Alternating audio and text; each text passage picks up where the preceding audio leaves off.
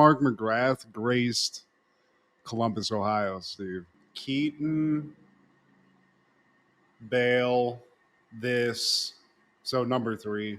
This is very iconic because you get the quality of like the Danny Elfman soundtrack. Vladdy's in there just with a straight up like Big Lots fit. Happened in the 90s. No, you've got some other good ones, man. I feel like I never told you this before because I've heard your impressions over the years, and I feel like you have a Regis Philbin tapped in. If you really like, I don't know, rehearsed it a couple times because I hear variations of a possible Regis. I'm sitting here talking to Steve G. Gelman, get over here. Rub my feet. It's there. I need to hear him again. It's been a while. Rest in peace, Regis. R.I.P. Yeah. Is he okay? Yeah, I was gonna say gone, but not forgotten. Obviously, dude. You know why I get like nice feelings inside when I hear about Regis Philbin? Obviously, we all loved Who Wants to Be a Millionaire, but just being able to watch Regis and Kathy Lee when you were a kid meant that you were home from school and you didn't have to go to school that day. It was like Price is Right, where it was like, this isn't even my show, but I'm just happy to be here right now. This is great. Yeah. And I'm not going to be here for a long time. I got to go back to school tomorrow, probably, but I'm just glad. I appreciate this opportunity. Another thing about them, man, I like how they gave wrestlers a format, a platform. They like in daytime, because Arsenio, he would have wrestlers on from time to time, and maybe Jay and David, they would do it too. But like in the daytime, like not too many people gave those guys a platform, man. So you would see an Ultimate Warrior on Regis and Kathy. You might see a Hogan or even a Kevin Nash and Shawn Michaels. They were even guest stars on one of the WrestleManias. I want to say 7. Gelman, what do you think about Big Daddy Cool? It's there. I can hear his voice in my head. I like that. Okay, that's homework, Steve. I'm gonna go and do some homework. Just got to do like New York it up a little, and maybe a high pitch.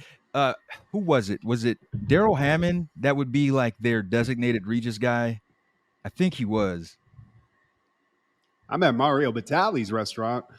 All of a sudden, Jake the Snake Roberts comes over. Kathy Lee's like, "Oh my god, Snake, Gelman." Gelman.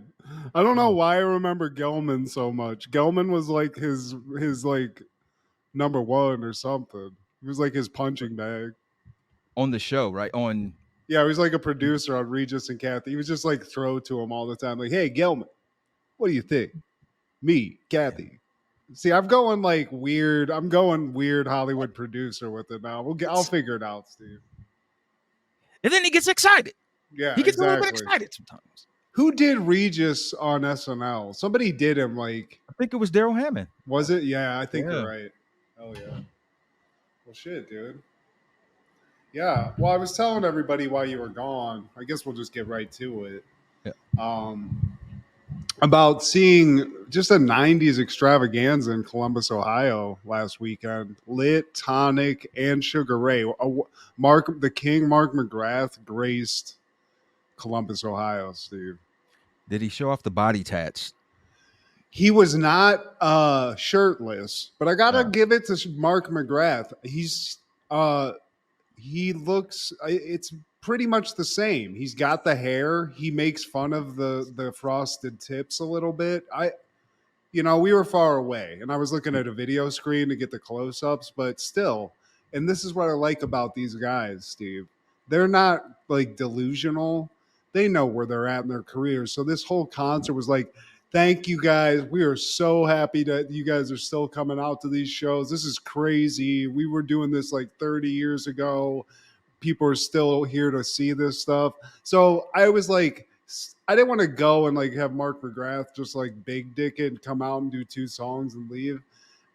Quality show, Steve. I was a fan of really not any of these bands too much, but it took me back. And there was a lot of people that wanted to go back to the 90s. And it kept being referenced on stage, too. Everybody's like, what's the greatest decade? I was like, guys, we have a show. We have a show. That's the perfect opportunity to promote. And like the cool thing about Sugar Ray, I bet they switched it up, man. They don't just have one gear. Like they can do some rock stuff, they can do some pop punk type stuff. They could even go like jazzy and kind of get into a groove, man. So Oh, how and was they that? also were just playing. They were having fun. Lit and Tonic had to get the hits out, just get off stage. But then McGrath came out. He played Yeah, They played a couple of hits. I mean, it was all hits that they played. It's not like they were playing B sides. But then I yeah, forget what I texted you and Jordan what they were playing. But they started doing like covers of '90s songs and stuff. So they're having fun, dude. And as somebody in the '90s, I would have never probably gone to a Sugar Ray concert in the '90s if I was of age to have done so. But very happy I did in the 2020s, Steve. Fantastic. dude. Didn't you say they did a cover of No Scrubs? Yes. They did 30 seconds of No Scrubs. Yeah, I should look up what I texted you guys because I did text you what they did, but it was just fun, man. I haven't seen other than Limp Bizkit. I haven't gone to see a lot of like '90s bands that I loved a lot, and I Yeah. have seen Limp Bizkit, and they're still. I mean, for what they are, I mean, I loved it. I thought it was great. They sound great. Oh Same with man. this. And as soon as you hear the songs, it's like I said, it's like fucking turning on Buzz 106.5 in Toledo, and we're 12 years old. Like, oh, all the feelings. Man. No, big '90s titties coming out though, Steve. I thought that we were going to get some old '90s concert energy where chicks are just flashing or guys or whatever, but it was pretty subdued. We were all That's just the enjoying fault. some good food. Yeah. Thank God you didn't, man. The kids are around probably. Yeah, there were definitely some kids that you could tell were being drugged there by their our age parents to go, Yeah. relive the glory days. This is what we listened to in the 1900s, son. This is it. This is the best music. Mark McGrath, this is as good as it gets, kids. And the kids are like, "Do they know Cardi B?" Mom, I'm looking this guy up. Is Mark who? Mark McGuire? This guy played baseball. That's not him. This guy's juiced to the gills. Oh my god. Can we see Taylor Swift next time? Yeah. Well, there's plenty of that, but it was fun, man. We missed you. I tried to get the word out, but every time I kept saying I have a show, people just got mad, and then I got drug out. So Dude. Oh man. still strong though. In Tonic, man. I just know the one song. You said there was another. They weren't just a one-hit wonder, I guess, but like I just know the "If You Could Only See the Way," and that shit slaps. Oh, dude! But they were having fun too, and they were very appreciative to be there. That guy, the lead singer, looks significantly older, but it was fun, man. It was definitely, and I don't remember Tonic at all. That one passed right by me. I remember that song, and I wish I could find this other one. I think it's called yeah, "Open Up Your Eyes." You've heard it. You've definitely heard that one down, but hell yeah, dude, go listen to pop some Tonic on and just have a brewski or a little Mike's Hard and go back to those glory days, dude. Oh, Mike's Hard or the Champagne of Beers. Why Some good old not, high dude? life, man. But That dude made do a white trash Arnold Palmer and mix them both and just get real twisted up.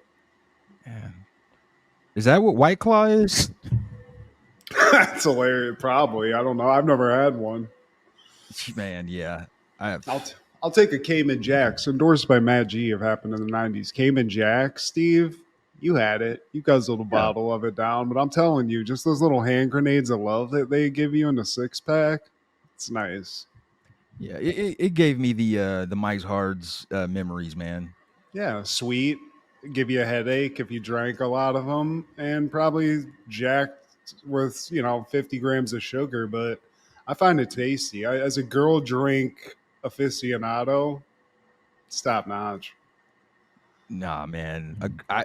Cayman Jack, I wouldn't even say that. A girl drink White Claw is a girl drink. Like, and I've Okay. unfortunately had that. It's like, Isn't it just like seltzer with alcohol in it? yeah, That dude, sounds disgusting, dude. just give me old duels. You might as well at that point. Yeah, dude, just drink some rubbing alcohol and just get it over with, you know? At least you get buzz. Hey, boys and girls, this is Steve G and Mad G with Happened in the 90s, a show where we talk about what happened in the 90s. So get out your wild thornberries and your tapes of Wild Wild West, because I have become cumbersome in this world. Band, too rich or too white, too black or too white, too wrong or too right. Day or Day to night. night.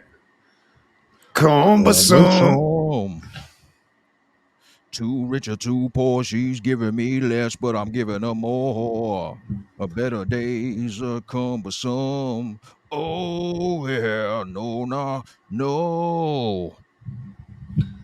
No, 90s. Dun, dun. Well, today, my friend, we're talking all things September 5th in the 90s. Starting off in 1990, we would lose American cartoonist, publisher who co-founded Eisner and Iger, Jerry Iger, aged 87 in Sunnyside, Queens of New York City. Now, I know you're a comic book guy, at least more so than me. And Jerry Iger, he is the great uncle of Bob Iger, the Disney mogul. I think the guy who replaced uh, Eisner, maybe. Yeah. And He's the one that's in now, right? he's the one that's in now, I believe, man. And they were a packaging company, Eisner and Iger, Editors Press Service, Jumbo Comics, Number One Fiction House, Fox Comics, and Quality Comics. I don't know if those ring a bell. I'd have to see. I'm sure if I saw the art and stuff, I'd know like more about it. But the name definitely sounds very familiar. Obviously, because like you said, it's crazy. His great whatever is like the head of Disney too. You know. Yeah, man, nepotism pays. And I'm not saying like maybe that wasn't the case. Maybe it was just because of his merit and his hard work. But come on, yeah, America, man. 2 years later, Batman debuts on television. The Cat and the Claw Part 1, and Catwoman steals a valuable necklace to fund the purchase of land for a mountain lion preserve, but is thwarted by a group of terrorists. Yeah, dude, and I think like this has got to be one of the greatest pieces of superhero video. I don't even just to call it a cartoon, but it's one of the best things ever made, especially for Batman. We're both Batman fans, it's fair to say. Where would you rank this Batman in your the pantheon of Batmans? Like we're including the live action, the Adam West, the movie, and animated. Keaton, Bale, this. So number three.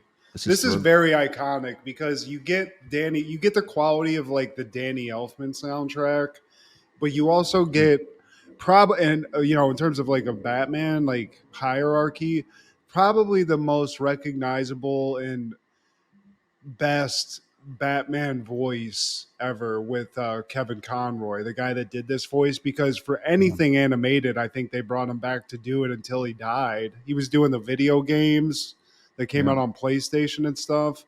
And yeah, dude, at the time I liked X-Men more, but like this kind of 50s style animation with like the gangsters, it's almost like that old school like Superman animation with yeah. you know just the way the dudes look and stuff is really cool. And they really pulled this off, and every episode was, you know, had this great just animation and style to it. And I really dig it. I didn't appreciate it as much when we were younger, but Same. as an adult watching it, it's like, man, this was just on TV. This wasn't like something that, and it even had a great movie that's infamously like one of the most violent cartoon movies of all time too, which is pretty cool. That Mask of the Phantasm With Mr. movie. Freeze. No, I think it was Joker, and there was like a guy with like I forget who it was. It was the Phantasm, but he just had Okay. like this crazy mask on with like a skull thing. It's pretty cool. It's really worth a watch. Um, yeah, dude. And it had for the cartoon also, you know, they made up some villains, and they had some really cool like one-off villains like Clayface. I don't know if you remember that villain. That was like a big bulky piece of clay that could Yeah. shapeshift, but he was just gigantic monster when you saw him. what he really was. It was really cool. So I'll stop. I'll stop just sucking the Batman teat right now. Oh, thank you. No, but it's quality. I mean, did you watch it? Like, were you just like every episode watcher when you were a kid? It's the same as you, man. I as a kid, I didn't appreciate it, and all of my attention when it came to cartoons like this, it would be just on X-Men every Saturday morning. And I didn't really grow to appreciate it until I became an adult. Honestly, man, I was a fan of the movies growing up, but I just wasn't periodically checking for it like that for whatever reason. Yeah, and it was on it Right. like it would be like they just have replays on ad nauseum for kids, so like it almost became oversaturated for me. But yeah, I don't know why because I was so into the movies. I don't know why this didn't Uh, stick as hard, but exactly. I think it's because X Men was like more colorful and had more interesting like heroic characters with like crazy abilities, and this is just like a guy swinging around on ropes and stuff. It is what it is, but Uh, I don't know why it's crazy because the Keaton Batmans especially, well, all of them until the Clooney one, I was all in. and this started right after Batman Returns, and the reason why the Cat and the Claw Part One is the first episode is to kind of bankroll off of the popularity of Catwoman. This is actually like I think the 13th or 15th episode in that they initially had in order, but Oh, really? Okay. yeah, so I this was like a business move to start it off with this episode. Catwoman, we started off with her, and she's scaling a building, doing her Catwoman thug thizzle. She claws her way into someone's apartment, and she sends her cat in to do the dirty work. And it looks like easy work because the cat just comes in there, gets through the little security alarm, and just yanks a necklace and brings it back to her owner. I love the cartoonish. She has like these very sharp claws that she has, and her technique is to get up to some glass, just create a nice little circle with the claws, pop it out. It's very easy, Steve, especially when you have a highly trained cat that's trained to get valuable jewelry that you want. That's pretty cool. Yeah, and I don't know if that's like a real cat or if this is like a robot. I don't know. Something about that cat that just seems like I don't know. It's got some superpowers. That's like a conspiracy theory. I don't know. I just assumed it was a very intelligent cat, Steve. I guess I'm Or a glass half full type of guy, but yeah, maybe just well trained cat. I read into things too she's much, man. she's a cat woman, Steve. You saw the movie. You saw Michelle Pfeiffer. She was licked by cats, so she was imbued with some sort of cat communication. So Yeah, they have like a telepathy thing going on. It's like The Shining, basically. very true. That's very true. And she thinks she gets away clean, but Batman is right there. He sneaks up on her and it catches her off guard. But they get in a fight, Steve. But there's a little sexy sexual tension going on with Catwoman and Batman just straight from the get go. They're both like, oh, hello, another freak in a costume, Yeah. bodied up. I'm into that. But in the scuffle, Catwoman gets away. She's like, I'll see you later, Batman. But her cat almost gets killed, Steve. It almost gets run over. So not very aware, very trained, but once it's away from the mom, it's just it's in the middle of a street. It almost gets run over. But Batman, being the kind, concerned, solid citizen he is, he saves Catwoman's cat for her. After she dropped a bunch of trash cans on him, man, he's such a gentleman, the true hero. He's there for the babies and he's there for Gotham as well as his pets, and he saves the cat. And after that, like Catwoman's already at the top of another roof. She blows like a cat whistle, which I don't know if those are a real thing, and it Yeah, seems it is. blow the whistle. Man, blow the whistle. It is It's it's a thing, Steve. There's a song about it, but the cat comes to her, but then she leaves and she like blows a kiss at Batman, and Batman's just like he even has to throw a whistle because he's in love, Steve. she scratched the fuck out of me, but damn, I'm hard. God And, damn, I think this is like I took a Viagra right now. I gotta get out of here. Alfred, uh, get over here. Mr. Wayne, You on my busted knees. it. You've busted in the suit again, sir. And the next scene, we're at this animal rights auction, and all the ladies love some Bruce Wayne. He is that dude in Gotham. He's got the look. Bruce. He's like Rick Rude meets Million Dollar Man. He's got the looks. He's got the money. Throwing some Shawn Michaels in there too, because they Yeah, think he's dude. cute. That They would think be, he's we sexy. should put that, get the video of him walking in and put that over it, dude. He thinks Vince, he's cute. He knows he's sexy. And they're just loving it, Steve. They're there to buy time with Bruce Wayne. This is a man meat auction. pretty much just to be in close quarters. I think the initial offer was 500. Like, and in no time, 600, 7. They ran it up to 1,000 within 5 seconds. And then in comes Miss Selena Kyle. She just throws 10 racks, 10 of them things, and everybody just shuts up. But they still want to get a touch of some Bruce. Bruce. You said you were going to go out sometime. Yeah. Oh, God. That was a blackout. But she's bred it up, Steve. She's got a little assistant. She's buying men for thousands of dollars. Bruce is as smitten with Selena as Batman was with Catwoman, which is appropriate. Hell yeah. But she's playing it cool. She's big dick and Bruce Wayne. They get in a room and he's like, "So where are we going?" And she's like, "Oh, we don't have to go out on our date. This is all for the cats." Yeah. Don't get flattered. Yeah. And Bruce is like, "But what if I don't take no for an answer?" Which, okay, Bruce, chill the fuck out. Okay. Are you serious? Did you see all these holes all over me? Yeah. You just But he gets her to they're playing around, they're flirting a little bit. He's trying to get a date, but then we hear some gunfire, Steve. Gunfire erupts. And Bruce Wayne's got to do what Bruce Wayne's got to do. does he just have this outfit in his back pocket? Because he just went from Bruce Wayne to Batman like that. Like, he pops out and jumps on a getaway truck and he makes it crash. And one of the guys, he gets out and he escapes in the sewer. Yeah, he pulls a Shawshank, but they get the other guys.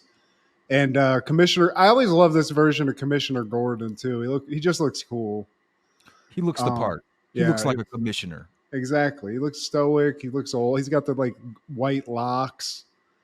Exactly. Commissioner Garrett. He's talking and he's like going around the scene and stuff, but him and Batman are buddies. So he gets into a dark corner and is like, "Yo, nice job, dude." Like, he's talking to himself, but Batman's listening. He's like, "Here's the thing though. I'm hearing that we got these people like Red Claw, I think they're called. Yeah. And it's like a terrorist organization." He's like, "This Red Claw person, they're in Gotham.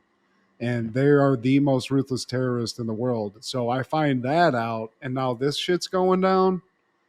What's going on here?" More dangerous than White Claw, I'll tell you that.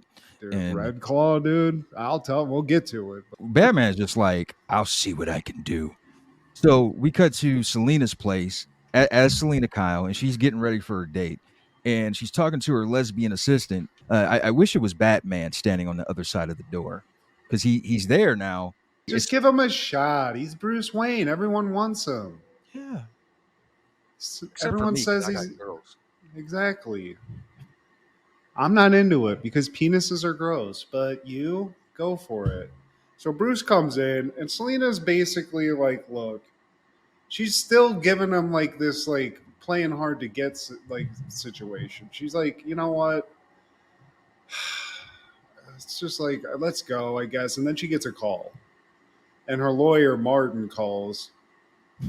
Like, "What's up?" No, he is, and and it turns out this isn't good news, Steve. This isn't boding well, because Bruce is like, "I'm gonna take her out to lunch. We're gonna go out. It's gonna be great. She's gonna come back to my place for a little late afternoon dessert."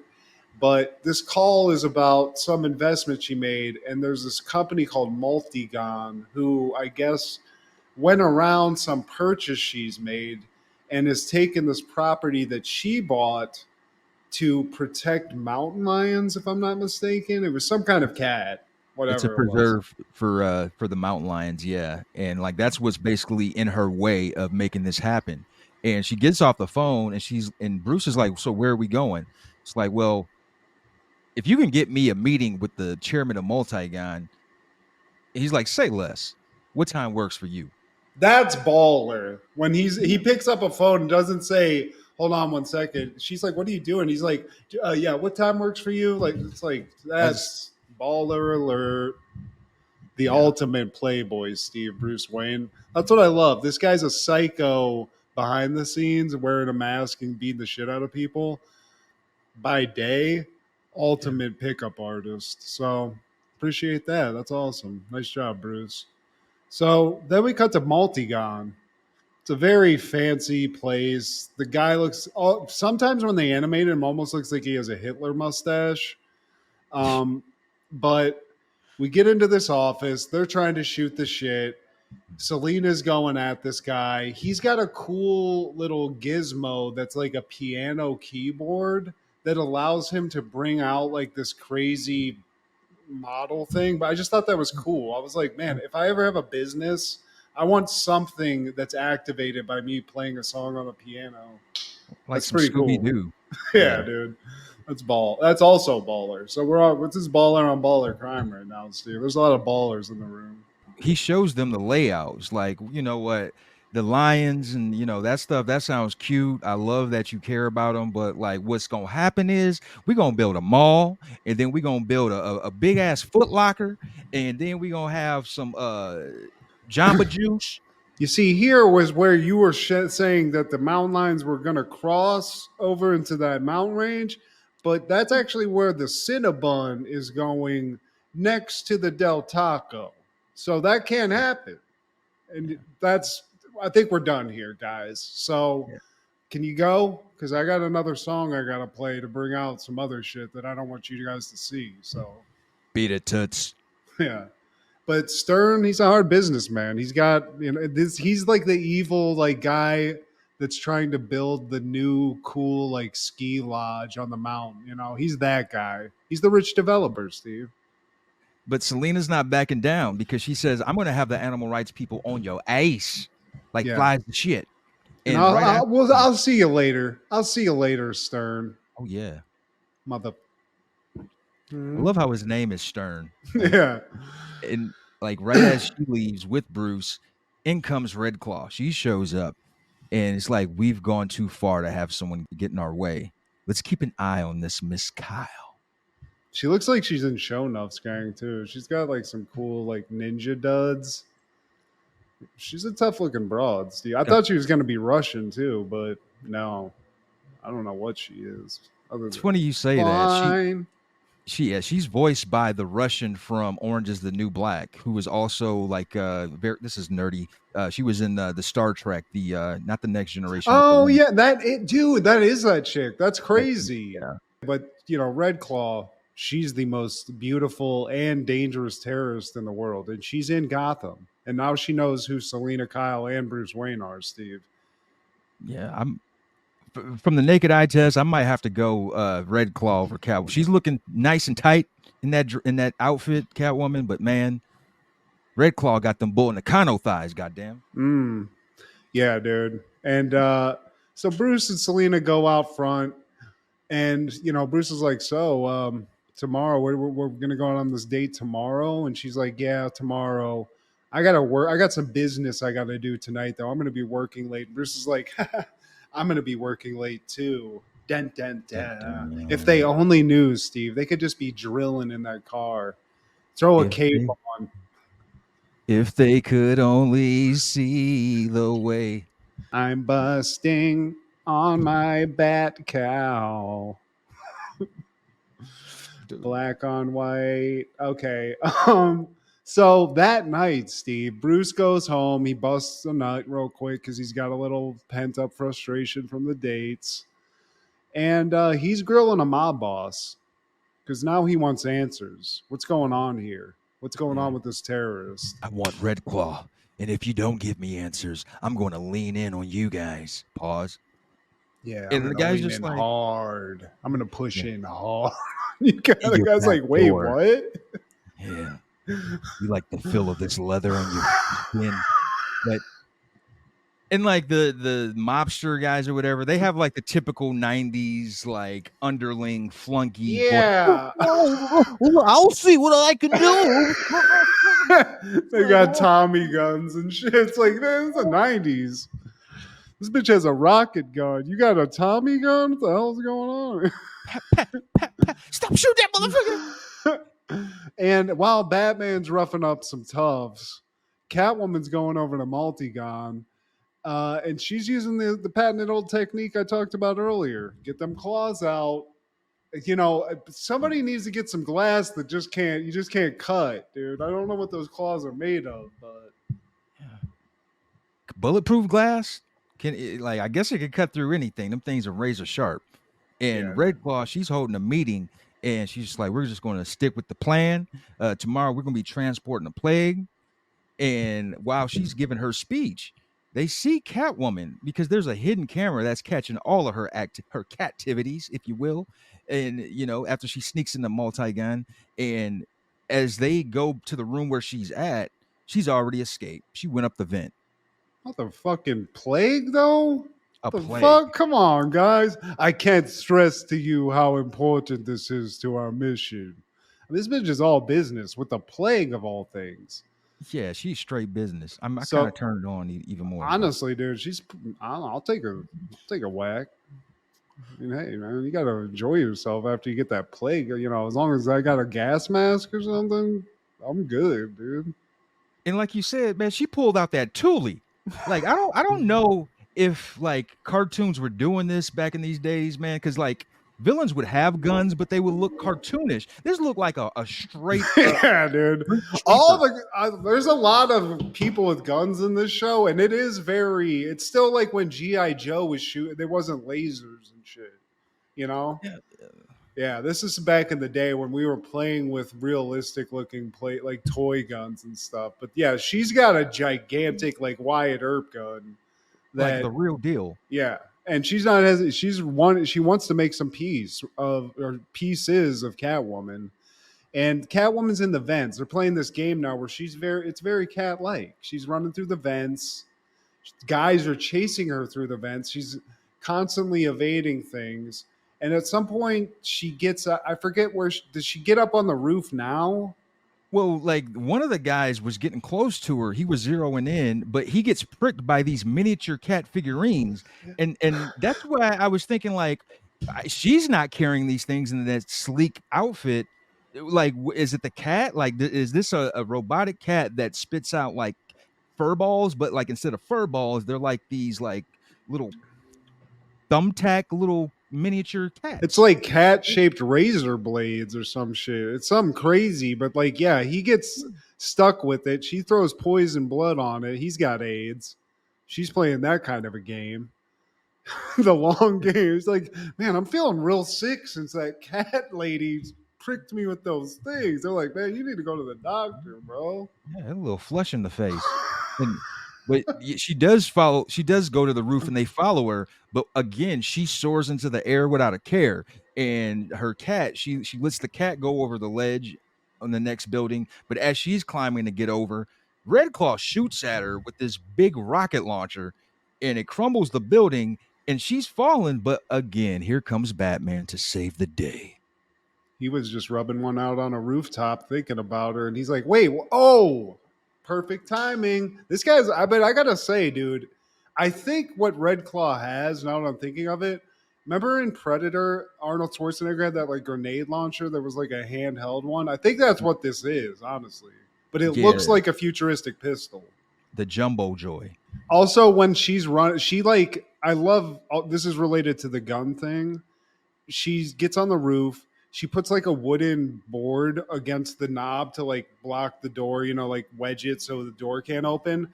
The guys don't even try to bust through like with their feet. You just see bullets go through the door and they shoot the board out. It's like these guys are just ready to fire some guns, Steve. For real. This is TVG, okay, guys? Let's not have some bloodshed on this. I mean, they knew what they signed up for, but Batman, he makes a clean escape. He saves Selena again, and now it's time to talk. It's like, all right, let's get to the bottom of this. You got to take off that mask because if I don't, the police will. And as he approaches Selena, or Catwoman, if you will, as he approaches her, she does like a little judo throw and throws him off the ledge. Like, bitch, I just saved your life. Bitch, help! She kills Batman just because of that. But I also love that she kisses him when he like swings and saves her, and Batman's like, "Oh damn!" He like busts right when she kisses him. He gets surprised, Steve. Yeah, I He know she liked melts. me. Yeah, as soon as I climb back up this motherfucker, it's on. Batman, what's that wet spot? Because she said, I'll see you later. Oh, yeah, you will see me later. And then we cut. Well, yeah, Batman gives her this whole like cheesy speech that he has to give every criminal about how the law separates them. They're not the same. They're doing vigilante stuff in costumes in Gotham, but they're not the same. Steve, she's a cat and he's a bat. Yeah. Okay, it's simple as that. I can't stop rhyming. But then we cut to Catwoman's apartment again. Selena's got this baller place. She's got her little uh you know, intersexed secretary here waiting to wait on her hand and foot. And this is her name too, Steve Maven, who I believe was a wrestler, if I'm not mistaken as A well. I believe, guy. It was a guy. yeah. Okay, my bad. But she tells Maven, she's like, you know what? I think I might just be able to save those mountain lions yet. And I think this is actually part one of a 2-part episode. So there's to be continued on this, Steve. Yeah. And after she says that, there's a guy like sniping or just kind of like stalking from a distance. And apparently he has like some audio equipment because he could hear this conversation with the binoculars. And he's like, but who is going to save you?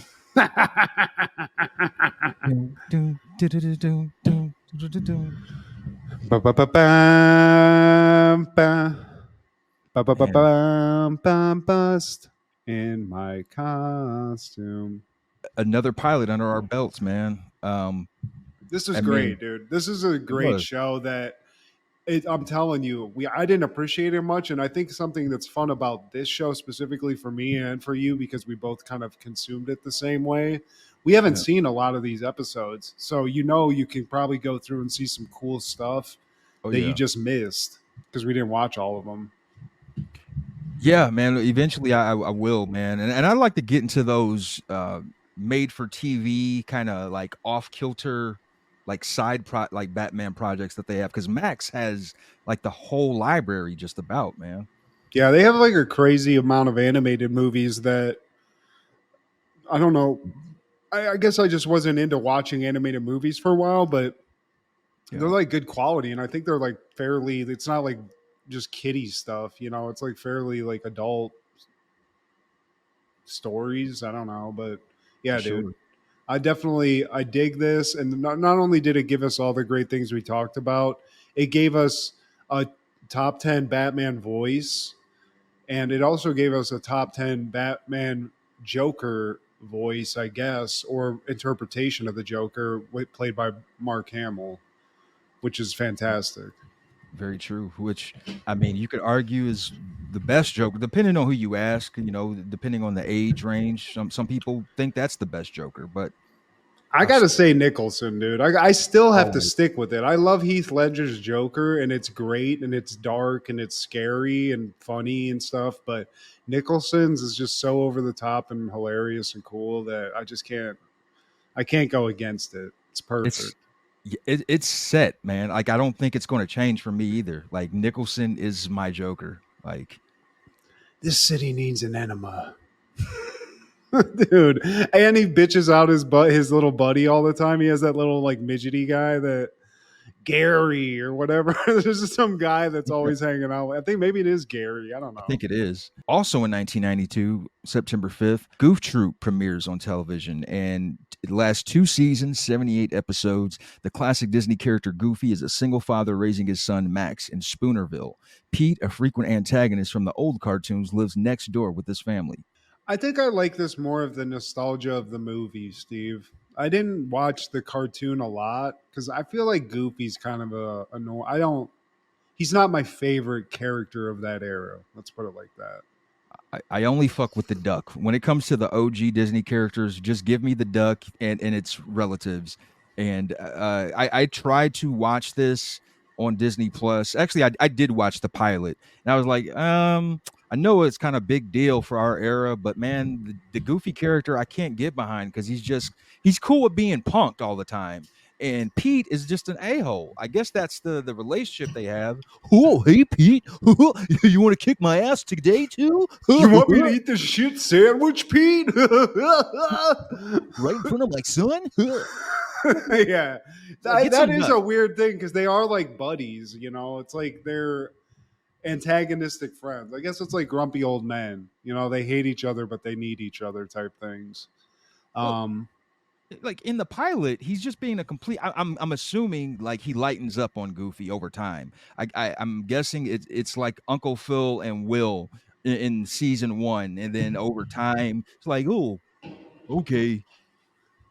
Pete and I are hanging out, and he's not making me jab myself with hot cigarette butts. Yeah, dude. But Exactly. I enjoyed this show because this was like something that would come on, and maybe it would come on before a cartoon you wanted to watch on like a Saturday, or Yeah, maybe it would just be like replaying, and every once in a while you'd watch it. But I will say that this led to a great movie. it did. The Goofy movie was a great animated film, even with Goofy and stuff. It had awesome animation, it had awesome songs, and it was really cool.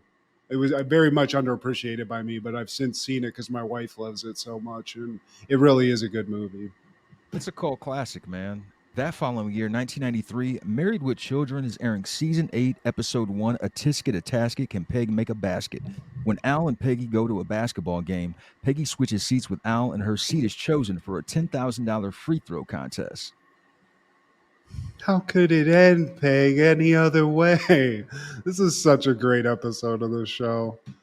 Weird choices for celebrity cameos slash love interest, but we'll get to that.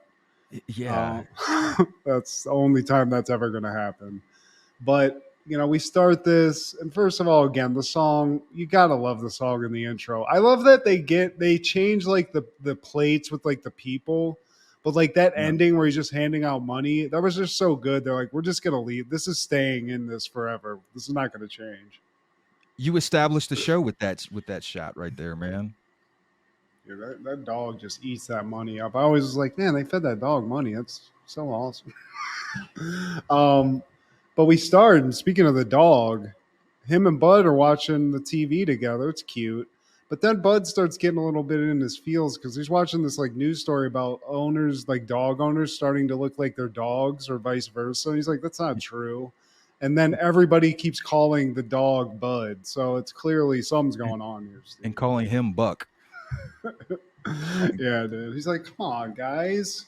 Yeah. I'm this cute. I'm cute. Fucking, I'm Bud. But no, Al comes in. Oh, and I do love this. Like before Al comes in, Peg's saying something. And he's like, "Your dad's coming home." He's like, "Oh, is he going to tell us about the seeing a fat woman at work?" And that's Yeah. exactly what happens, Steve. Because like apparently that's every a day at a shoe store. It's just some big ladies trying to buy some shoes. Hey, another day in the life for Mr. Bundy, man. And another thing, something I like when we're in season 8 now, and at this point, Al Bundy is solidified. He's like TV Hall of Fame level character. So at this point, anytime he comes in for the first time in an episode, a roaring applause because he's like one of my favorite TV dads, and like America, they agrees. He's up there, man. Um, so I think he refers to Bud as Buck too when he comes in. Yeah. Yeah. He's like, I'm Bud. He's like, oh, yeah, whatever. Anyway, this chick, enormous. She's so fat, she had 3 smaller fat chicks orbiting her. Yeah. And then after that, she pulled out her size 13 foot, and I had to fit this shoe on her ginormous feet. But after that, she put out these 2 tickets to the Celebrity All-Star game. Now, who do I go with? Yeah. Also, I love, they're like, she just gave it to you for free. He's like, no, $1 a piece because I guess she's getting divorced and it was her ex's ticket. So she's just trying to fuck him and just get rid of these things. And I was like, yeah, no, it wasn't free. She was charging $1 a ticket, which I didn't have. Thanks, Peg. And looks over and like just stalls real quick. But then he stole some out of the fountain. He stole a little money out of the charity fountain at the mall or wherever. And he stole a little out of that charity mint box that's in front of every cash register in the 90s just to Yeah. get those tickets, Steve. But he's got two. And like you said, now who's going to kiss this ass enough for me to take them? Or who am I going to take? You guys are And- waiting on pins and needles right now. And of course, his son Bud wants to go, but he tells him, "Bud, you can do nothing for me. I need someone with influence. How about the manager at the nudie bar?" Yeah, I forget what that guy's name is. We'll get to him. But then, is this where Marcy and Jefferson come Darcys. in? Yeah, the Yeah. Darcys come in.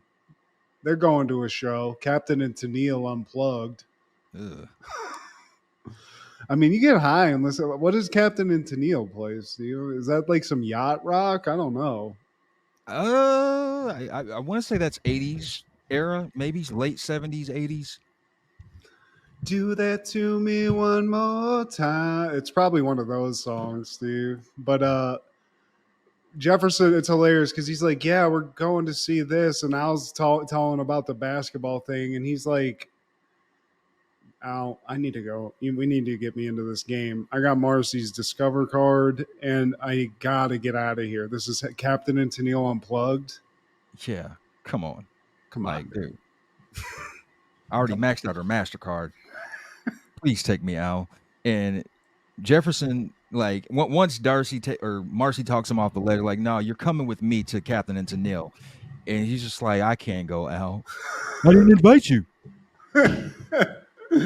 Yeah, and Peg wants to go, but he's like, no, we just don't think alike.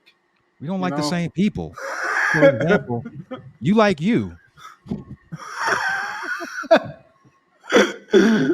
And then Bud comes in, and I guess the guy that you were talking about, the titty club guy, Ahmed, Bud called him to see if he was available to go, but he can't because it's silicone night at the titty bar, Steve. On the same night as the Celebrity All-Star game. Damn it. Silicone night? That's insane. I love that, Steve. Are you going to Silicone night with Al Bundy? That's a party. Because it's Al, I prefer real titties, but like, yeah. Kicking it with Al, shit. So, we're looking big ass, like hard titties jiggling in front of you. those big, yeah. You know, the ones that you can see the bag on the side, Steve. Oh, Those ugh. 90s titties. But, you know, then Kelly comes, and this is some standard All-Star weekend behavior. I know this isn't the real All-Star game, but this is some real things. Kelly comes in. She's like, "Guess what, guys? Going to the All-Star game." I was like, "How'd you get tickets?" She's like, "I don't need tickets. I got this." Yeah. And I got to agree. I mean, Yeah. if I was an All-Star, take my money, Kelly. But Yeah. she's locked in. And if this is her way out, because you know she ain't going to think her way out of her problem. So, you know what? I support this behavior. But Al's just basically like, none of you motherfuckers are going. You're not going. You're not going. I might just go by myself. But then we cut to the actual All-Star game, and Al's with Peg. And she's Yeah. got all that stuff they sell you, Steve. She's got the $30 program. She's got a foam finger. I mean, who's paying for all this? She's got a Patrick Ewing groin pull doll, and I didn't even know those existed. Where'd you get that from, Peg? They need to market that now. Somebody on a toy company get that. That's great. Now, Peg, rule number 1, no talking. Rule number 2, if I look at pretty girls and you ask me if they're prettier than you, the answer will always be yes, she is. In some cases, yes, he is. And it's one of the most rinky-dink All-Star games of all time. See, this is in like a high school, I believe. They got high school uniforms. Look at Vladdy. Vladdy's in there just with a straight up like Big Lots fit. It's not even that. It's like Bayside. Hobby Lobby. It's like those blank shirts you get at craft stores, Steve. They don't even know. Number 12. That was ironed on 5 minutes before he put the jersey on. Um, but they're getting ready for it. There's some excitement, and lo and behold, Tina Turner's scheduled to sing the national anthem. And I at first I'm like, Tina. They got her on Married with Children, but then Tina turns around and it's Kelly, Steven. She's rolling on a river right now. She looks insane. But she's pulling off some of the moves, I gotta say.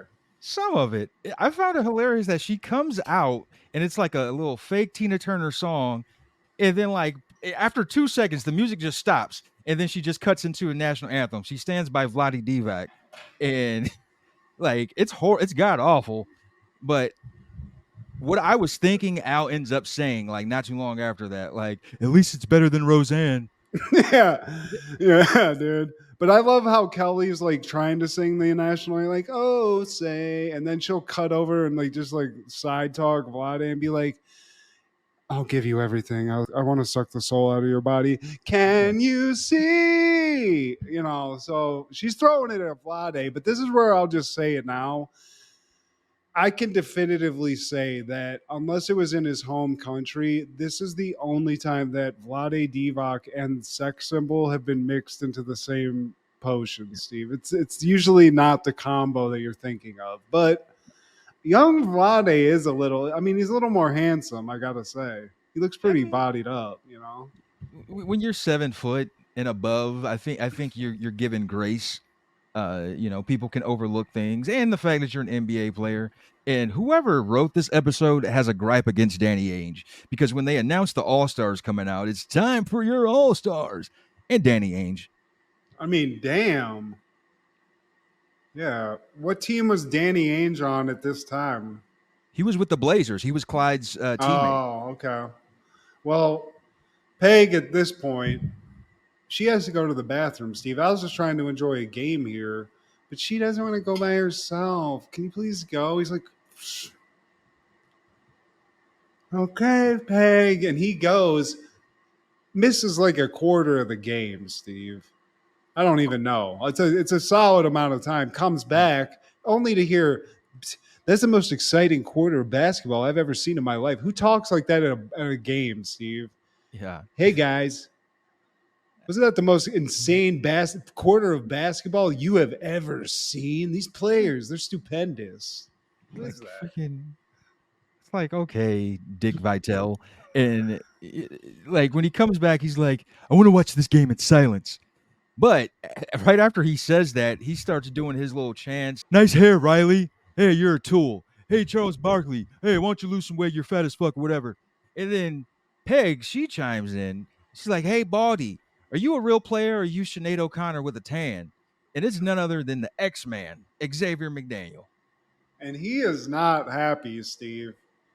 This almost becomes a Malice in the Palace type situation because Xavier turns around, grills that area because he doesn't know where it came from.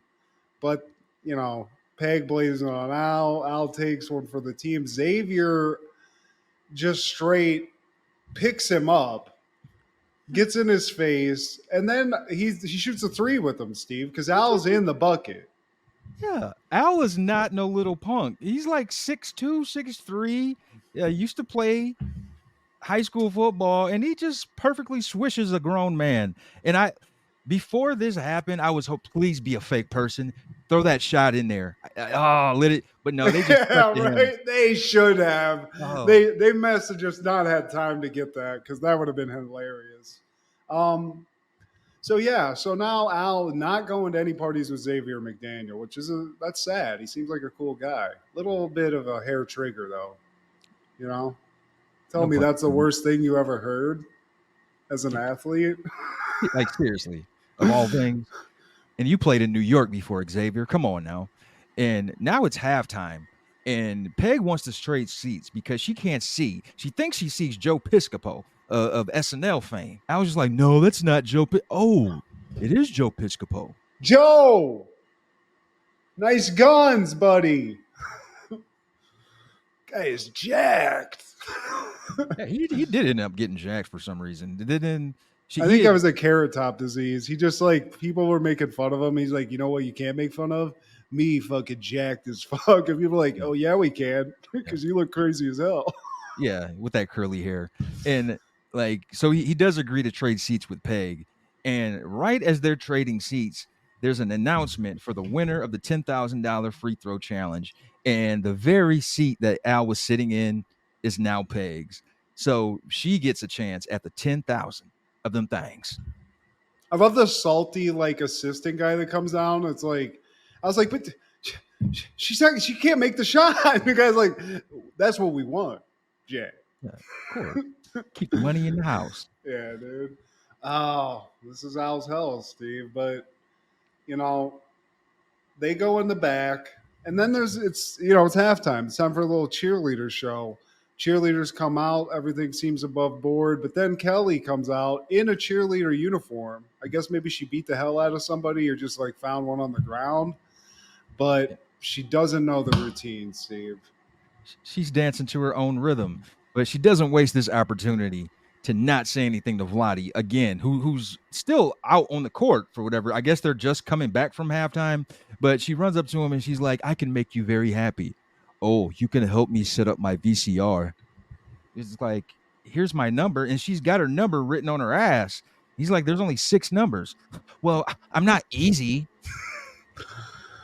Damn, dude. Vlad, in my country, we would take you down and wash you off for being so dirty. Where is Vlade Divac from, Steve? Serbia? Yugoslavia. Oh, okay. Well, Kelly's trying her best, but maybe there's a communication barrier here. He can't read the signs, Steve. He's like me. I just don't know what. Does she like me? I don't know. Is there something in my hair? I don't know. And the other barrier is the security that escorts her ass out of there. And now it's time for Peg to make the shot or shoot the shot. You only get one shot, word to Eminem. And if you make it, you win the 10 racks. Now, just one question, Peg asks. What's a free throw? $10,000, Peg. Peg steps out to do the shot. Yeah. Salty guy's giving her the business. But then she's got a little help. She needs a little guidance, Steve. And none other than Clyde the Glide Drexler shows up. That's right. And he's trying to give her some advice, Steve. Yeah, Clyde, man, I really loved his play. He was one of the best shooting guards of all time. And like when he just come down the court, it was like he slammed the ball and he really did glide far as far. He would just be like. So he would run past everyone, jump in front of everyone because he was jumping from, it felt like he was jumping from like halfway between the 3-point arc and like the baseline, like that way. It was just so far. It was further than the free throw line, it felt like. It was like he was really flying, man. And Glide, dude. Like Al, he tries to interject, like, "Hey, Peg, just shave your hair," and like it's like you're not even here anymore. And she's just like, you know what? If I practice, I can be just as good as that smoking Joe Louis or any of those quarterbacks. He's just like, fuck. Peg, do you know what I would do with $10,000? Yeah, spend 10,000 nights at the nudie bar. No, just one really good one. Yeah. You have any idea what it's like with 10 grand at a silicone night? You have no ideas. I'm going to die. I'm going to OD on silicone. Take all my money on. They're practicing. And when Peg shoots the practice shot, she accidentally hits the X-Men in the back of the head. And he's already hot-tempered. So again, he takes Al. And this is a slow wind. He just like kind of like does a little ring around the rosy swing and just throws him down the commentator table. Yeah, the announce table. It's like when in Westerns, they like, put a guy on the bar and just run him down. He takes he lands in the water bucket. But Xavier McDaniel, come on, man. You got to go to some anger management classes. I thought he was going to shot put him, Steve, honestly. But it was a very comical, like, slapsticky attack. I like that. And again, no fake person. I mean, it was a stunt double. Those are just as, they can be just as funny. But it would have been better if it was a fake mannequin. And then Al gives like an NBA. He's like, NBA in your house or something. It's fantastic. They were actually doing those back in the day, man. So just the nostalgia all over, man. So they announced Peg coming up to the free throw line, and the announcer says, "It's a woman." Boo. Who does that? Damn. I mean, and as she's getting ready, he just keeps interrupting her. He's like, he's got one shot to go. And she just keeps pulling it back, Steve. Just think of the line from that famous commercial. Just do it? No, let go my ego. And like, yeah, even What before if Clyde was like, no, not just do it. I'm thinking ass to ass from that Requiem for a Dream. the fuck? And like you said, man, she gets interrupted every time she even like does a pump for a shoot. And after like the third or fourth time, he gets strangled. And this is one of the many things I love about this show. They take digs at each other all the time. They can't stand each other. Al doesn't want to have sex with her, but there are moments like this where at the end of the day, he's got his baby's back. And he's like, you know what, go ahead, shoot it, baby. You just hear his voice. It's like the voice of God, Steve. It's hilarious. Yeah, but you're right. They do all, even Al, he doesn't like Peg, but he loves Peg. You know? So So now it's authentic. time to shoot that shot. And she does. I would have, personally, if I'm a first timer, go underhand. You gotta, I feel like there's a more natural rhythm. She goes for a straight basketball shot. And Clyde Drexler sees the arc and is like, man, if Danny Yeah. Ainge had a shot like that, we would have won the championship. Yeah, if we had her instead of Ainge, yeah. It's like, what do y'all What's got against up, Ainge? guys? Yeah, why, y'all? He was a great role player. He won a championship with the Celtics. He made it to the finals with the Blazers. And then the year after that, he made it to the finals with the Suns. I think that's who he's with at this point in 93. But, you know, back-to-back finals, he was a good role player. But, hey, shout out to Danny Ainge. But she misses. And for somebody of Peg's stature, it wasn't even like an air ball. It was a legitimate miss. It at least touched rim.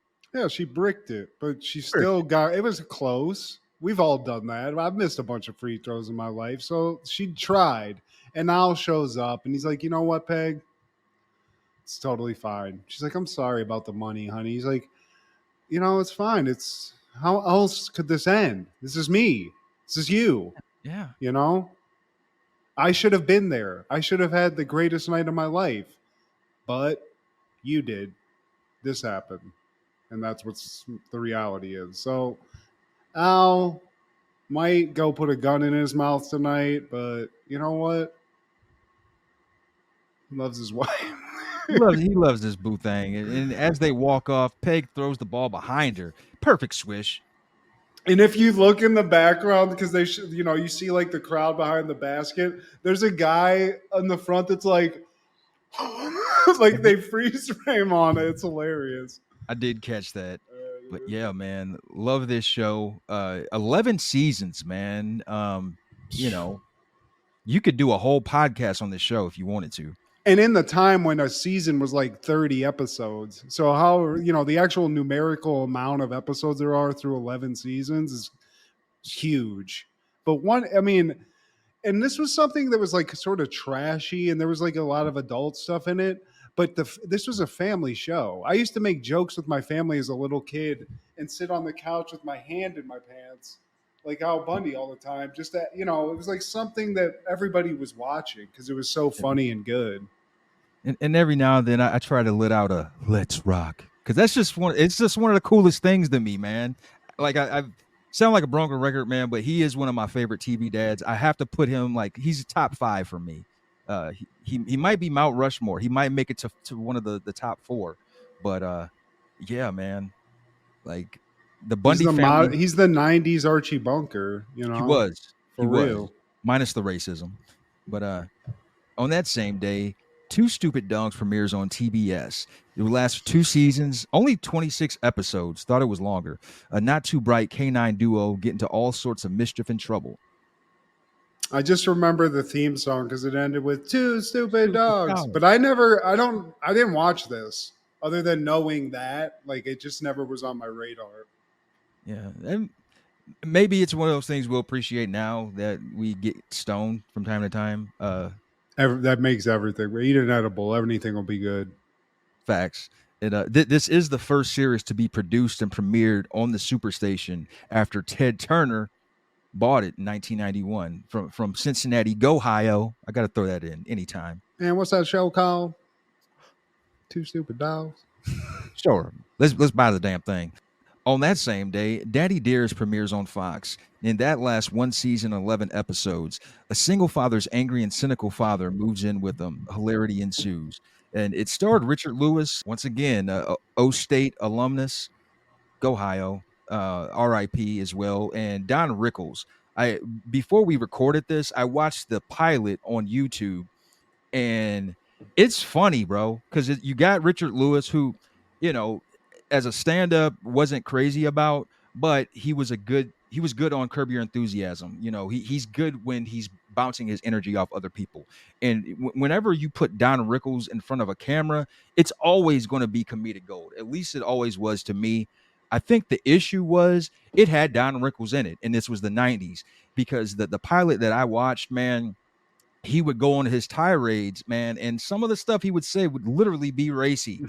Oh Uh, yeah, I mean that was his whole thing. I that mean, we was his just whole said that. thing, and I don't think Fox knew what they were signing up for. I mean, you had to know who Don Rickles was at that point, but yeah, it couldn't last too long, man, because It, I don't even think all 11 episodes aired. it's crazy they gave him a show like on a real show because Yeah, first of all it's not like he came out of nowhere.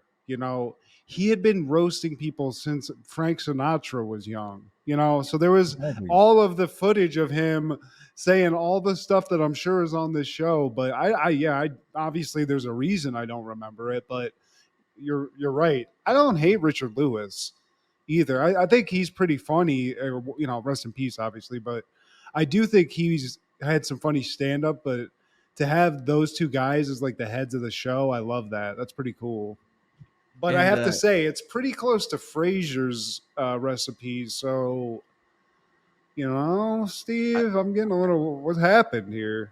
No, I mean, I get that angle because it does have a dad coming in to move in with his son, but I think the big difference is the fact that it's Don Rickles, which kind of like Yeah. breaks up the dynamic, man. And like, I, I feel like he has this clause in his contract where he's allowed to go off script because some of the stuff he was saying on this show, man, like they didn't script that. This is specifically coming from Don Rickles, man. And R.I.P. to that legend.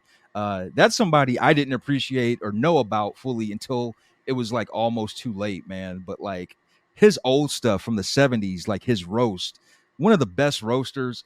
Yeah. And I wished the FCC or whoever would have been a little bit more loose with their standards because Don Rickles, if you want a good comedy, you want somebody to laugh. That's the purpose of a sitcom.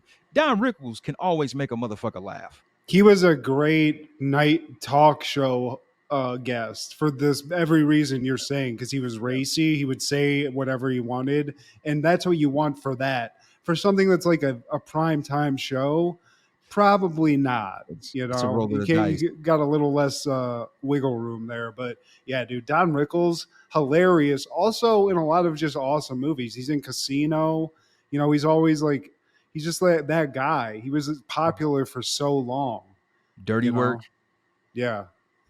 I'm trying. I mean, God, I don't even know how many. Like he was in like a lot of like the more modern roast. They brought him in when they were doing those like Friar roasts in the '90s that Comedy Central would host. Yeah. Friars Club roast, I think they were called. That following year, 1994, San Francisco wide receiver Jerry Rice catches 2 touchdown passes and runs for another score in 49ers' 44-14 rout of the Raiders. He would pass Jim Brown as the NFL's career touchdown leader with 127. Legend. GOAT. I mean, there's nothing to say about the guy is probably the greatest wide receiver of all time. Yeah, I mean, he is the one, well, not the only one, but one of the few that I give a pass because I hate that team, but it's like, man, damn it. I can't. It's Jerry. Ugh. Ugh. Also famously in just like insane shape that nobody could tell. Like even as now, he's like in insane shape as like an older dude. But yeah, he's one of those guys. Like it's like if you hated the Bulls when Jordan played, it's like what am I going to say here? You know, like this You can't. sucks, but fuck, especially for me, it meant nothing. You know, it was just a player that was great in the NFC, but for somebody that likes the Cowboys, that's gotta suck. It You know, did, bro. It so did, and it's just the same thing with Jordan. That's what makes you hate it even more because it's like, man, I want to say some bad things about you, but you don't do bad. You never have a bad day. yeah, You're always dude. good. And Oh, classy. Like he wasn't doing yeah. any like suspect stuff. So like here's my question, and then we'll get back to this. So you know, you had to deal with this 49ers having Jerry Rice. So when you guys got TO in that back in the day, was that just like a nice little like, oh yeah, that's nice. How good I did felt that feel? it felt so good. It's like, man, you won't embarrass us anymore. Not Yeah. not at least in another uniform. You're gonna be if you're gonna embarrass us, you're at least gonna be wearing our uniform and you're gonna score touchdowns. And I hate that he was let go. Didn't like him when he wore that uniform, but I understood his value. He's one of the greatest, man. Probably in my on my Mount Rushmore of receivers. But yeah, man, I just can't hate on greatness for too much, man. It's No, always fuck Tom and Brady though. Jerry Rice. Yeah, I mean, you know, it is what it is. I can't help it. He's broken my heart too many times. But Jerry Rice, dude, just still to this day, he's a great analyst. He seems like he's a great father. I'm assuming, and he's just great. Was fun to watch, and he in football. I think it's always crazy when you see people who, when people know they're great, can still demolish people because they're planning to like defend you, and nobody could really defend him. You know, Yeah. him, Randy Moss, To. You know, there's not a lot of them.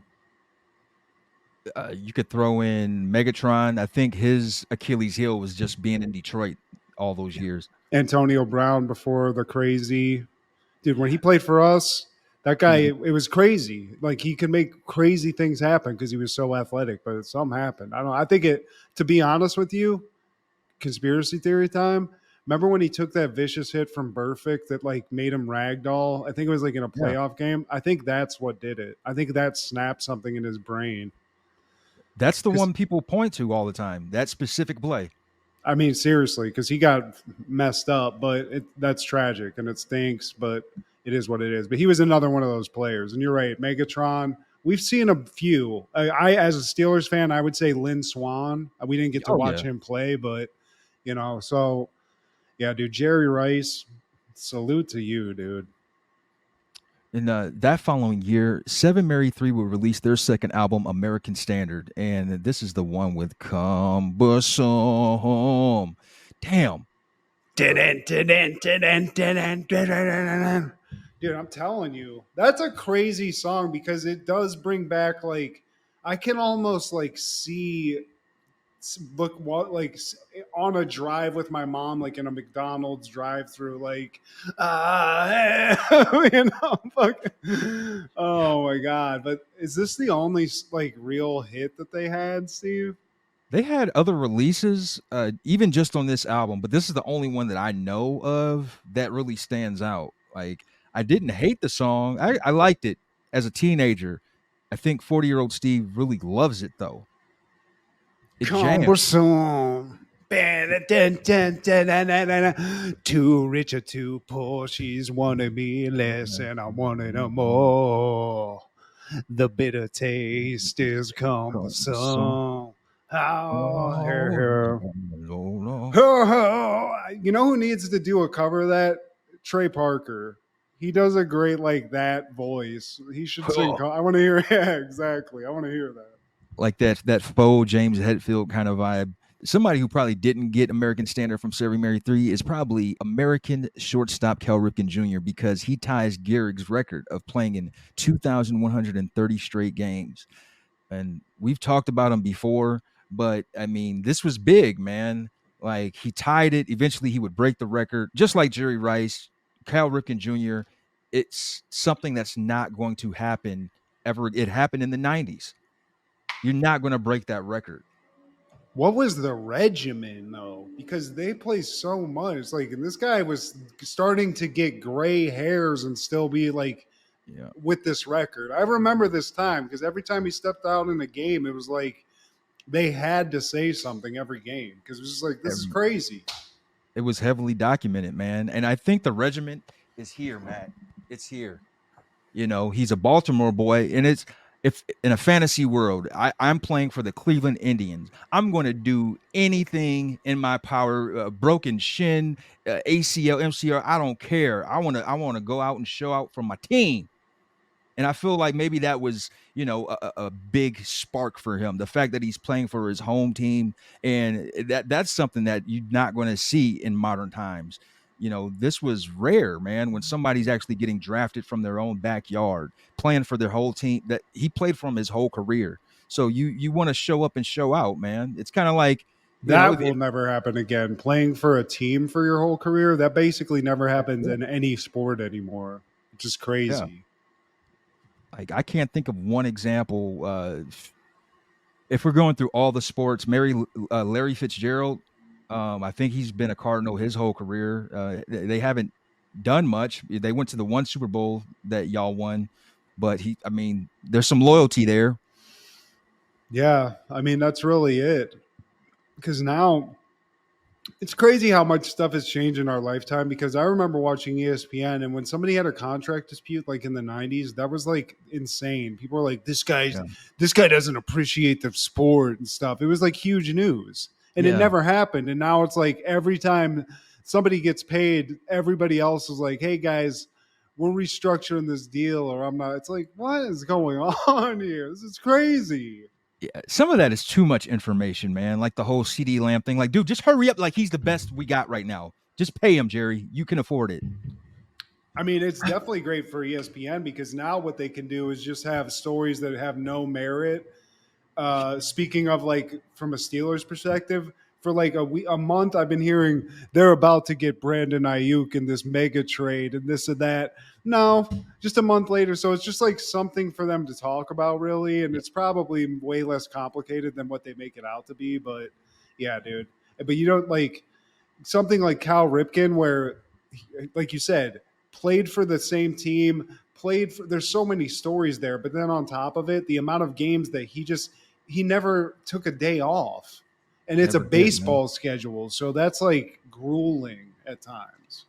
160 plus games, I think, man. It's crazy. That's why I kind of got out of baseball because it's like I can't pay attention to a full season. I got to like just tune in at the end, I guess. Yeah. You know, Right. I can't do this day to day. I don't have the time.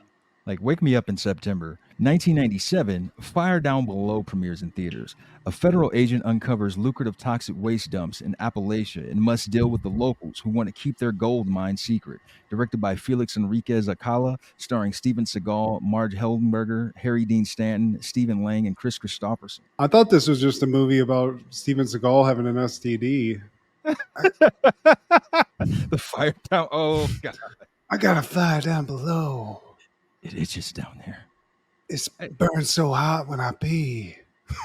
This type of shit was on YouTube, and I really tried, Matt. I tried to get through it, but man, Steven Seagal's acting was never great, and even worse, it's the extras, the side characters, and it's way. If you think his acting is bad, watch Fire Down Below, and like the child actors. This is something that makes me gripe. One of the things that chat my ass never discussed this. I, I get it. You're a child actor. You're not going to be. We're not expecting Morgan Freeman. We're not expecting Leo. But man, if you're a bad child actor, oh my, it's just so hard to watch, bro. It is just. Oh, I instantly when those children started talking, get this shit off my screen. Get this shit off my damn screen. Kill it with fire, Jesus. Kill it with fire. That's Jesus. a tough look. I mean, get some My Buddy dolls and do some ADR, do You know what I something. mean? Like everybody can't be Macaulay. Everybody can't, but man, when they're bad, oh, God. Yeah, fire down below. It's like a couple of hot chili peppers going through my urethra right now. I do want to point. I have something funny about Steven Seagal that I just found out recently, and I want to share it so everybody watches it. It's audio, at least. There might be video attached to it, but it's Steven Seagal he's singing this song that I think is like sort of like a fake Rasta song, but one of the lines is like, "I'm getting some punani." Like I'm telling you, Oh, dude, it's so dude, good. It's so bad, it's good. So just type in Steven Seagal song punani, and I guarantee you'll find it. It's comedic gold. You'll love it. that sounds about as bad as this children actors, man. Yeah, I mean it is. I mean that'll stink of even the best of movies. I would argue a lot of people think like the Phantom Menace movie, that first Star Wars prequel movie, people hate that because of that kid, that Jake Lloyd kid that from Yeah, Jingle All the Way. yeah. Man. And then you get, if it's a movie people want to like and you suck it, you fucking just ruin it, then you just hate it for the rest of your career. You can never dig your way out of it. And I'm surprised Steven Seagal had a run that went this far, man. But also, 97, Julian Poe premieres. Christian Slater stars as a mysterious drifter whose life takes a fateful turn when he stops at a sleepy small town. Directed by Alan Wade, starring Christian Slater and Robin Tunney. And Michael Parks, famous for playing the sheriff in Dust Till Dawn and Kill Bill movies. He's a badass. I've never seen this movie, Steve, and I love Christian Slater. But this movie sounds bizarre. It's about a guy who wants to kill himself, who gets his groove back in this small town. Yeah, And I mean, I think it sounds like he's looking for pity too. I don't know, like he wants to carry out the act of suicide, but at first the locals are like, "No, man, your life doesn't suck, man. Every time you wake up, it's like God giving you another chance, kind of deal." But he's persistent, and he finds Robin Tunney from The Craft, and she's been in other stuff. But I really like The Craft because yeah, mm-hmm. yeah, we're both fans of Christian Slater, right? Yeah, And like when we were talking about Pump Up the Volume, I didn't realize he had like this is kind of his niche, like dark. He was a teen in the 80s doing those kind of films, but like Heathers, while the Brat Pack, while they were doing like these light-hearted John Hughes movies, he was in Heathers. And then Pump Up the Volume had a pretty dark tone to it. And then True Romance. And even Julian Poe, like watching the trailer, this obviously has a dark turn because the guy wants to commit suicide. And I don't know, well, maybe Pump Up the Volume has a suicide that Christian Slater. So Christian Slater, huge proponent of suicide, guys. You heard it here first. We figured yeah. this out. And I wonder if that's by design, if that's how he wanted to go about his career. Like, do I just want to do like just want He's an artist, man. Jack wouldn't do that, man. Give me Pump Up the Volume, bro. I don't know. I mean, I guess I see that, but then he was in like The Wizard and stuff too. true. He So, was. but he was, I think he kind of was the brooding kid in a lot of things. And then that led to like some really cool movies like True Romance and stuff where, they needed like somebody that was like innocent, but also had like kind of an edge. Cause that's kind of what Yeah. his thing was. He That was was like an all American like dude, but then something's going to pop off. he's the Dylan kind of guy. Like he's the guy that you want to hang out with after school in the parking lot, smoking some Newports or a joint, what have you. He had that cool vibe to him, man, and like that's one of the best things about Christian Slater, man. It seemed like he just kind of created his own lane, in my opinion. And he's prolific. I mean, he's been doing stuff forever and he's never really stopped. I think Yeah. people always like dig what he does. It's just for a while, I think everybody was making fun of him because he's kind of doing like a Jack Nicholson impression. That was kind of like the joke. But Yeah. he's great. I mean, I dig a lot of Christian Slater movies, so I got to agree. I don't know what happened, but he did kind of not go through the like that traditional like do a couple romantic comedies or do like a bland like sort of appealing movie. He just kind of stuck to doing these. They're not even small movies, really. Maybe this Yeah. is. Like this Maybe definitely Julian was. Poe is, but it Yeah. made 50 grand. That's how much it made. That's what it says on the Wikipedia. It made 50 some grand. Again, Alan Wade, y'all made as much as Ooh. I make working on Excel spreadsheets. You could have just given me that money, Hollywood. Christian Slater needed to get paid, Steve. But this doesn't make a lot of sense. It's a guy who wants to kill himself, who just walks into a town's like, hey guys, FYI, I'm suicidal. So just know that I'm a live wire. I'd be like, keep your fucking distance, bud.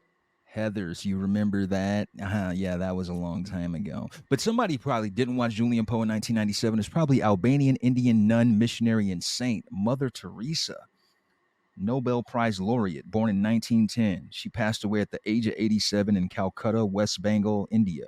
Mother Teresa. She's one of the. Isn't she the only person who was like a living human that got sainted? I don't know if she's the only, but that did happen in her lifetime, man. And you know, For I what that's worth, I don't know how much that's worth, but that she was always the pinnacle. She was like, for anybody who was a good person, the stereotypical thing to say was, "Oh, they're the mother. You're like Mother Teresa." You yeah, know, she's that. She's the Kleenex of being a good person. the The Q-tip. Band-Aid. Yeah. Yeah, the Band-Aid, all of that, man. Like if she ain't up there, I I ain't got a mean, shot. you know what's crazy though? In this day and age, I guarantee if you look at Mother Teresa, there's gonna be like a couple of videos or articles. They're like, "Here's the sinister underbelly of Mother Teresa." It's like, what? Come on. Yeah, she's fucking dropping it low and shit. Like she's in some couch, like a Yeah. fucking strip club in some Mother dark alley. Teresa used to stab people with dirty needles and gloves. Like, wait, what? And then she would twerk for dollars. Like, How do you think she made all the money for those kids? yeah, dude, just a lifetime of giving. And yeah, man, RIP to that legend. That following year, though, we lose another person, American actor and director Leo Penn, age 77, famously known as the father of Sean Penn. He was an actor himself, but he's so old school, born in 1921. He was a part of that House Un-American Activities Committee, and he refused to name or throw out names and under all the suspicion. And he was one of the guys who got blacklisted, and made him hard to get work. And like, luckily, that didn't affect his sons.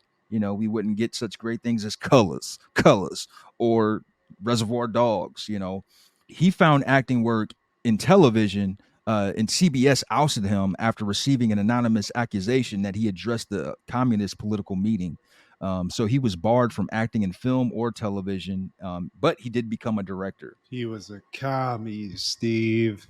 Yeah. It's one of those Reds. That's Something- crazy. I didn't really know that Sean. I mean, I guess I never really thought about it, but I didn't know he came from like Hollywood. I thought he was just, him and his brother were just Like first generation stars. like Yeah. he popped off in Fast Times, and Chris was in Footloose, I think. Yeah. Legend, RIP dude. to him too, man. I always go to Reservoir Dogs, man, because just he killed that shit. Stop pointing that gun at my fucking dad, dude. He's so good when they're talking He was. about. Oh, sugar, or whatever I forget the cop show that they're talking about in the car, but he's Yeah. great in that movie, dude. Chris, you know what a movie he was great in? I forgot he was in until I saw recently. Rush Hour. He's The in first it. one. Yeah, he's great in that. Yeah. He's funny. I mean, dude, crazy. Like he kind of like bulged up a little bit. He's a skinny little guy in Footloose, but by the '90s, dude, he was really he was a bulky pen. Yeah. Started juicing, man. But any callbacks, honorable mentions, or takeaways? Shout out to Mark McGrath, my new buddies, Steve. Oh, you're Hanging besties out. now? Yeah, we're besties. Mark. Yeah, dude, check out Lit. That's my thing. Go listen to Lit, Tonic, and Sugar Ray, because if nothing else, if you grew up then, you're just gonna smile a little bit and just remember when you were cruising in a car listening to whatever your local rock station was back in the day. If you could only, I'm definitely gonna listen to that song because that's always been my shit. She loves me and made us understand. If you can only. Yeah. But there was a lot of 90s ladies, Steve, in Columbus that day. So 90s going strong. Everyone loved it. The 90s vibe was great. And yeah, dude, check out some Lit, some Tonic, and some Sugar Ray. What about you? Man, well, RIPs are in order. I missed last week. I didn't call out the RIP for Phil Donahue, man. He's a television legend. I think he preceded Oprah. You know, he was kind of a big deal when Oprah was still kind of learning her chops, man. And another Daryl Hammond impression that, you know, is impeccable. Yeah. I think before Daryl Hammond, maybe Phil Hartman did it, but I remember seeing some great Phil Donahue impressions on SNL, man, and like he's been in the game. Like I don't think he really took time off because even when his show stopped, he was still involved in other projects, man. So R.I.P. to him. And of course, over the week we lost Sid Justice, aka Sid Vicious, aka Psycho Sid, Sid Udy. In the wrestling world, when you say Sid, that's really all you need, man. And And a we're lot of live, bud. we're live, pal. Yeah, man. And then the what was the one with Kevin with the outsiders in the ring? He's like, "I'm twice the man as you and half the brain." Like, like I get what he was trying to say, but he just flubbed it, man. And but on a serious note, man, one of my favorite power bombers, probably he might be my favorite power bomber because he would just he did it with authority, just like, uh, And one of the best second tier theme songs. It's not up at the top, but that one that was like dink dink dink. Psycho. Just the like it was because it was like Yeah, it was perfect for him because he couldn't rock a mic at all. He was not blessed with that ability in any way. But the visual of Sid Vicious, Justice, whatever you want to call him, was perfect. He was gigantic, he was scary. He was good at looking pissed off. yeah. But just the things coming out of his mouth, it just, it didn't all line up right. The master and the ruler of the world. You never. I don't think there's ever been a more intimidating person with a Jerry curl. Yeah, a So blonde one at that, Steve. A yeah, blonde, wet Jerry curl. But just to get it to like hit back to him being great and just his involvement in great things, he was involved in one of my favorite wrestling things of all time, and that's Shockmaster's I was introduction. hoping you said that. Yeah, I he mean helped that. so much. He sold it. That's the only time he ever rocked a mic well. And unfortunately, just like Al Bundy, everything should have lined up for that to be great.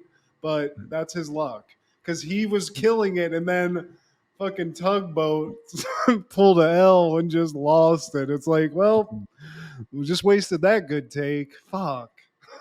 But his part, like Sid's part, made it funnier because he didn't break character. Like this is obviously a comical moment that just happened, but he's still Sid in character. And he's just like, "You listen, boy. You listen." It was just too much. I will kill you. Like, yeah, dude, you're right, but that's crazy, dude. I didn't honestly. I thought like before we started doing the show, I thought Sid Justice or Vicious died a long time ago. I just assumed his head popped because he got too pissed off. But Man, damn, well, dude, he made it a while. I got to give him credit for a big dude that was a wrestler. Time's ticking. He made it a while. Did he look? Was he like? What did he look like as an older dude? I've seen picture of him with his grandkids, and he looked like a happy granddad, man. And like Hell by yeah, all dude. accounts, you know, he didn't look out of shape. You know, he definitely wasn't jacked up like he was in the He didn't 90s. have these things. He didn't have The the delt neck. the lats, well, the picture I saw, he was sitting down, but I'm sure there were like, you know, traces of it. And by all accounts, man, complete opposite person behind the scenes. He was a big sweetheart, always smiling, always jovial, cracking jokes, man. Something I would not expect from somebody like that. Just very intense. So I give him credit for that because that's some great acting. Like when you can just snap, like be Yeah. all like happy and go lucky, and then as soon as you go through that curtain, you're just ah. But and also another RIP to Fat Man Scoop, who just passed away the morning that we're recording this, man. If he doesn't clock for you, Matt, you've heard his voice before because he's considered one of the greatest hype men of hip hop. He has a very recognizable voice. Single ladies, I can't hear y'all. Single ladies. You've heard his hype work before, man. And like Okay. he had solo albums out too, man. But yeah, one more thing, Martin, they're airing the episode, got to be there, and this is the one where Gina goes off on a work trip, and Martin No. he's like all suspicious. So he sneaks up on her, goes into her hotel, and I just love the scene where he comes from underneath the bed, like Slow-mo. yeah, like Incredible Hulk. Like that will never not be funny to me, man. So Is that the one where we see the white coworker guy? Bill Party starter. Bob from accounting, yeah. Yeah, dude, that's a great character too. I love Bob from accounting. I'm out of order. She's out of order. This whole party's out of order. But please like, share, subscribe, and comment. Please tell your sister her life has become bursome. Check out Food Show Fanatics with Matt and Kendra, as well as Crushgasm every Wednesday with Kendra G. Our guy Clark the Shark on Podcastle, always on YouTube. This is Steve G and Matt G with Happened in the 90s. Matt was the fat kid, Steve was the black kid. Life wasn't always great, but you know what was? The 90s. Happened in the 90s. Yeah!